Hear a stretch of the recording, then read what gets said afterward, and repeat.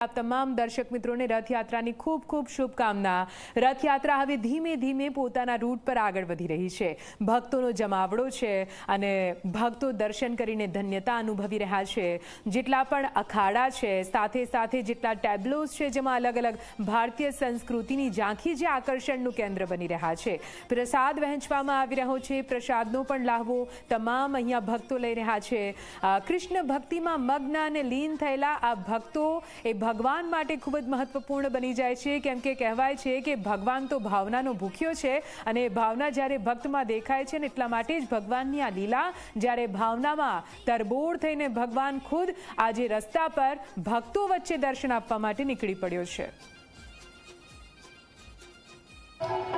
ભગવાન શ્રી જગન્નાથજીની 148મી રથયાત્રા અને એ રથયાત્રામાં અત્યારે સૌ કોઈના આકર્ષણનું કેન્દ્ર છે તો એ છે ઓપરેશન સિંદૂરનું જે આપણું ગર્વ છે, એ જે પાકિસ્તાનને ભારતે જે માત આપી છે, એ ગૌરવપૂર્ણ જે ક્ષણ છે એનું અત્યારે એ જ ટેબ્લો એ થીમ ઉપર આધારિત છે અને સૌ કોઈક આ જે ટેબ્લો જોઈને એ ગર્વની લાગણી પણ અનુભવી રહ્યા છે। મહત્વની વાત એ છે કે 148મી રથયાત્રા અને સૌ શ્રદ્ધાળુઓ છેક ભગવાન જગન્નાથજીના નિજ મંદિરથી લઈને સરસપુર મંદિર સુધી તમામ જે શ્રદ્ધાળુઓ છે કલાકોથી ઊભા છે, પરંતુ તેમની આસ્થામાં હજી પણ કોઈ પણ કમી નથી અને સૌ કોઈક ભગવાનના જયનાદ સાથે ઝૂમી ઉઠ્યા છે। સૌ કોઈ આસ્થાના રંગે રંગાઈ રહ્યા છે।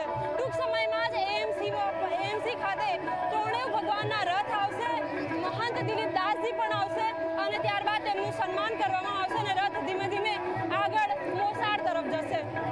કેમેરામેન ઉમેશ પરમાર સાથે સપના શર્મા, 24 કલાક।